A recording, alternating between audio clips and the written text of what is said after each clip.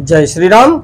आइए चलते हैं हम आपको फिर पुनः लेके प्रभु श्री राम के रामचरितमानस की कथा अरण्य कांड तृतीय सोपान में, जिसको पढ़ने और सुनने मात्र से ही हमारा आपका देश संसार का कल्याण हो जाएगा।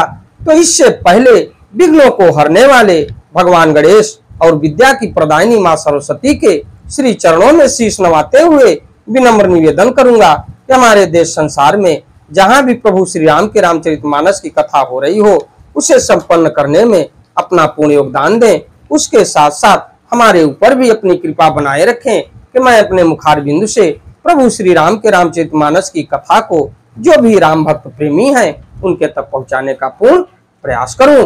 ओम श्री गणेशाय नमः। ओम श्री जानकी वल्लभो विजयते।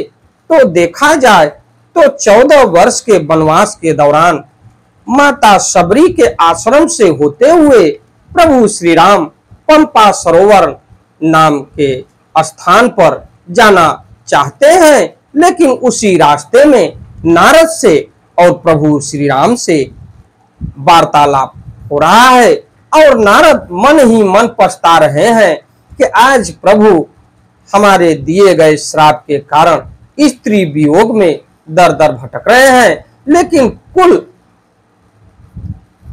और समाज को छोड़ के प्रभु एक मर्यादा पुरुषोत्तम कहे जाएं। इसलिए नारद ने प्रभु श्री राम से कहा कि प्रभु आपका 2 अक्षर का नाम विख्यात रहे, जो चंद्रमा के समान हो, और अन्य सब नाम तारागण होकर भक्तों के हृदय रूपी निर्मल आकाश में निवास करें, लेकिन आपका 2 अक्षर का नाम ही महत्व रखे कि जिसके जिह्वा पर भगवान का 2 अक्षर का नाम आ जाए उसका कल्याण हो जाए।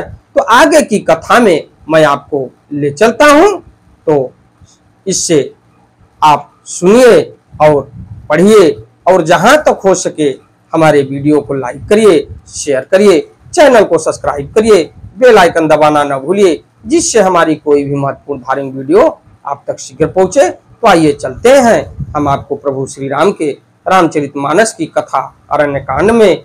प्राण भय तहि सुत पर माता, प्रीति करई नहीं पाछिली बाटा, मोरे प्रोण तनय सम ज्ञानी, बालक सुत सम दास अमानी।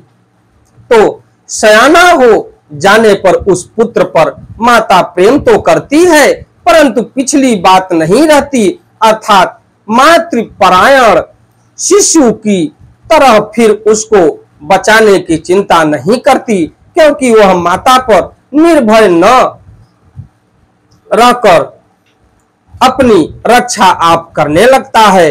ज्ञानी मेरे प्राण सयाने पुत्रों के समान है, और तुम्हारे जैसा अपने बालक का मान न करने वाला सेवक मेरे शिशु पुत्र के समान है। ये प्रभु श्री राम कह रहे हैं। जन ही मोर बल निज बल ताही, दो कह काम क्रोध रिपु आही, यह विचार पंडित मोहि भजही, भयउ ज्ञान भगति नहीं तजही। मेरे सेवकों को केवल मेरा ही बल रहता है, और उसे ज्ञानी को अपना बल होता है, पर काम क्रोध रूपी शत्रु तो दोनों के लिए है। भक्त के शत्रु को मारने की जिम्मेवारी मुझ पर रहती है, क्योंकि वह मेरे परायण होकर मेरा ही बल मानता है, परंतु अपने बल को मनाने वाले ज्ञानी के शत्रुओं का नाश करने की जिम्मेवारी मुझ पर नहीं है। ऐसा विचार कर पंडित जन बुद्धिमान लोग मुझको ही भजते हैं। वे ज्ञान प्राप्त होने पर भी भक्ति को नहीं छोड़ते। ये प्रभु श्री राम कह रहे हैं। काम क्रोध लोभादि मद, प्रबल मोह कय धारी, तीन मह अति दारुण दुखद, माया रूपी नारी। तो काम क्रोध लोभ और मद आदि मोह अज्ञान की प्रबल सेना है। इनमें माया रूपिणी माया की साक्षात मूर्ति स्त्री तो अत्यंत दारुण दुख देने वाली है। सुन मुनि कह पुराण श्रुतु संता, मोह विपिन कहु नारी बसंता, जप तप नेम जलाश्रय झारी, होई ग्रीष्म सो सई सब नारी। तो हे मुनि सुनो, पुराण वेद और संत कहते हैं कि मोह रूपी वन को विकसित करने के लिए स्त्री बसंत ऋतु के समान है। जब तप नियम रूपी संपूर्ण जल के स्थानों को स्त्री ग्रीष्म रूप होकर सर्वथा सोख लेती है। काम क्रोध मद मत्सर भेका, इन्हीं हरस प्रद वर्षा एका। दुर्वासना कुमुद समुदायी, तिन कह शरद सदा सुखदाई। काम क्रोध मद और मत्सर डाह आदि मेढक है, इसको इनको वर्षा ऋतु होकर हर्ष प्रदान करने वाली एकमात्र यही स्त्री है। बुरी वासनाएं और कमुदों के समूह है, उनको सदैव सुख देने वाली यह शरद ऋतु है। धर्म सकल सरसी रहु वृंदा, होई हिम तिन्ही दहई सुख मंदा। पुण्य ममता जवास बहुताई, पुनः नारी शिशिर ऋतु पाई। तो समस्त धर्म कमलों को झुंड है, यह नीच विषय जन्य सुख देने वाली स्त्री हिम ऋतु होकर उन्हें जला डालती है। फिर ममता रूपी जवास का समूह बन स्त्री रूपी शिशिर ऋतु को पाकर हरा भरा हो जाता है। पाप उलकु निकर सुखकारी, नारी निबिड़ रजनी अधिआरी। बुद्धि बलशील सत्य सब मीना, बंसी समत्रिय कहीं प्रवीणा। पाप रूपी उल्लुओं के समूह के लिए यह स्त्री सुख देने वाली घोर अंधकारमयी रात्रि है। बुद्धि बलशील और सत्य ये सब मछलियां हैं और उनको फंसाकर नष्ट करने के लिए स्त्री बंसी के समान है। चतुर पुरुष ऐसा कहते हैं। अवगुण मूल सूल प्रद, प्रमदा सब दुख खानी। ताते किन्ह निवारण मुनि, मैं यह जिय जानी।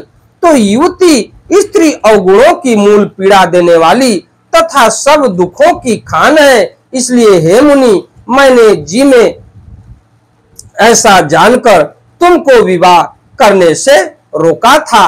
क्योंकि ये प्रभु श्री राम नारद जी को समझा रहे हैं। क्योंकि नारद जी ये प्रभु श्री राम से पूछे कि प्रभु हमारा विवाह आपने क्यों नहीं होने दिया? आप तो सारा रूप अपना दिया, लेकिन हमारा मुख तो ऐसा कर दिया आपने कि जिससे हमारा विवाह नहीं हो पाया उस कन्या से। तो इसके लिए प्रभु समझा रहे हैं कि इसी के कारण तुम्हारा विवाह नहीं होने पाया और रोका हमने। तो सुनि रघुपति के वचन सुहाए, मुनि तन पुलक नयन भरी आए। कहूं कवन प्रभु कहे असिस रीति, सेवक पर ममता और प्रीति। तो धीरे धीरे इतनी बात सुनने के बाद नारद के आंखों में आंसू टपकने लगे। श्री रघुनाथ जी के सुंदर वचन सुनकर मुनि का शरीर पुलकित हो गया और नेत्र प्रेमाश्रुओं के जल से भर आए। वे मन ही मन कहने लगे, कहो तो किसी प्रभु की ऐसी रीति है जिसका सेवक पर इतना महत्व ममत्व और प्रेम हो। जैन भजई अस प्रभु भ्रम त्यागी, ज्ञान रंक नर मंद अभागी। पुनि सादर बोले मुनि नारद, सुनो राम विज्ञान विशारद। जो मनुष्य भ्रम को त्याग कर ऐसे प्रभु को नहीं भजते, वे ज्ञान के कंगाल दुर्बुद्धि और अभागे है। फिर नारद मुनि आदर सहित बोले, हे विज्ञान विशारद श्री राम जी, सुनिए सतन के लक्षण रघुबीरा। कहो नाथ भव भंजन भीरा। सुन मुनि संतन के गुण कहूं, जिनते मैं उनके बस रहूं। तो हे रघुवीर, हे भव भय जन्म मरण के भय को नाश करने वाले मेरे नाथ, अब कृपा कर संतों के लक्षण कहिए। श्री राम जी ने कहा, हे मुनि सुनो, मैं संतों के गुणों को कहता हूँ जिनके कारण मैं उनके बस में रहता हूँ। तो सट विकार जित अनध अकामा, अचल अकिंचन सुचि सुख धामा।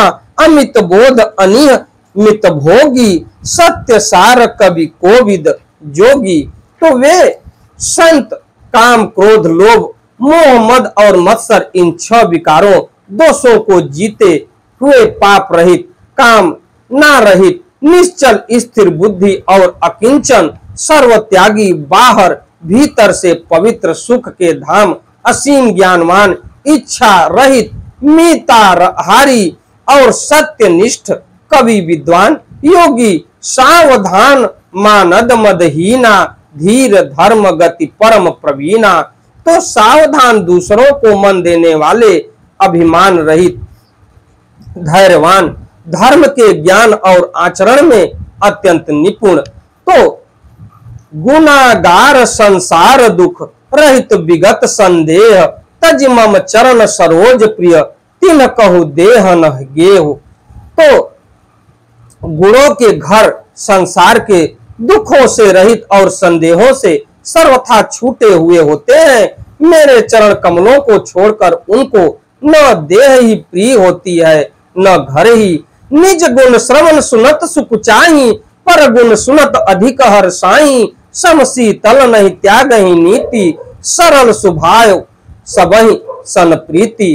कानों से अपने गुण सुनने में सब चाहते हैं, दूसरों के गुण सुनने से विशेष हर्षित होते हैं। सम और शीतल हैं, न्याय का कभी त्याग नहीं करते और सरल स्वभाव होते हैं और सभी से प्रेम रखते हैं। जप तप व्रत दम संयम नेमा, गुरु गोविंद विप्र पद प्रेमा। श्रद्धा क्षमा मैत्री दाया, मुदिता मम पद प्रीति अमाया। वे जप तप व्रत दम संयम और नियमों में रहते रहते और गुरु गोविंद तथा ब्राह्मणों के चरणों में प्रेम रखते हैं। उनमें श्रद्धा, क्षमा, मैत्री, दया, मुदित, प्रसन्नता और मेरे चरणों में निष्कपट प्रेम होता है।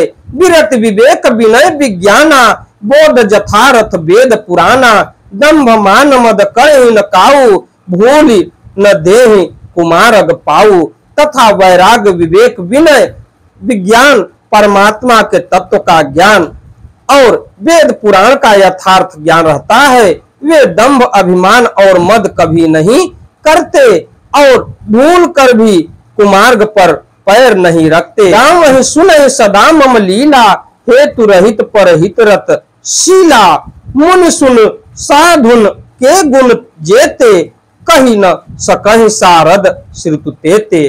तो सदा मेरी लीलाओं को गाते सुनते और बिना ही कारण दूसरों के हित में लगे रहने वाले होते हैं। हे मुनि सुनो, संतों के जितने गुण हैं उनको सरस्वती और वेद भी नहीं कह सकते। इसके बाद थोड़े से छंद में आपको मैं ले चलता हूं। कही सकन सारद शेष नारद, सुनत पद पंकज गए। अस दीन बंधु कृपाल, अपने भगत गुण निज मुख कहे। शिरुनाई बारहि बार, चरणन ब्रह्मपुर नारद गए। ते धन्य तुलसीदास आस, बिहाई जे हरि रंग रे। तो शेष और शारदा भी नहीं कह सकते। यह सुनते ही नारद जी ने श्री राम जी के चरण कमल पकड़ लिए।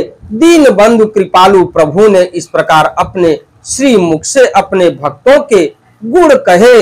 भगवान के चरणों में बार बार सिर नवाकर नारद जी अपने ब्रह्मलोक को चले गए।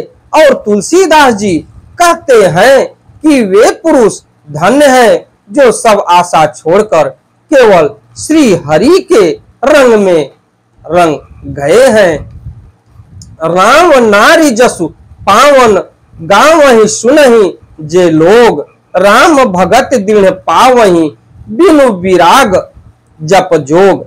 जो लोग रावण के शत्रु श्री राम जी का पवित्र यश गावेंगे और सुनेंगे, वे वैराग्य जप और योग के बिना ही श्री राम जी की दृढ़ भक्ति पावेंगे। शिखा सम जुबति तन, मन जनि होसी पतंग। भजहि राम तज काम मद, करहि सदा सत्संग। तो युवती स्त्रियों का शरीर दीपक की लौ के समान है। हे मन, तुम उसका पतिंगा न बन। काम और मद को छोड़कर श्री रामचंद्र जी का भजन कर और सदा सत्संग कर। इसी के साथ मैं अपनी वाणी को विराम देता हूँ। अगली कथा में मैं आपसे मिलता हूँ किष्किंधा कांड को लेके, जिसमें प्रभु श्री राम और सुग्रीव और महाबली हनुमान से मित्रता होगी और भेंट होगी, क्योंकि मास पुराण का 22वां विश्राम है। तो इति श्री मद्राम चरितमानसे सकल कलि कलुष विध्वंस ने तृतीय सोपान समाप्त। तो इस प्रकार कलयुग के संपूर्ण पापों को विध्वंस करने वाले श्री रामचरितमानस का यह तीसरा सोपान समाप्त हुआ। अगली कथा में मैं आपको ले चलूंगा किष्किंधा कांड में। अगर हमारी वीडियो, हमारी कथा आपको अच्छी लगे तो वीडियो को लाइक करिए, शेयर करिए, चैनल को सब्सक्राइब करिए, बेल आइकन दबाना न भूलिए, जिससे हमारी कोई भी महत्वपूर्ण धार्मिक वीडियो आप तक शीघ्र पहुंचे। आपका दिन मंगलमय हो। अंधविश्वास से दूर रहिए। चलते चलते एक बार प्रेम से बोलिए, प्रभु श्री राम की जय हो, प्रभु श्री राम की जय हो, प्रभु श्री राम की जय हो। धन्यवाद।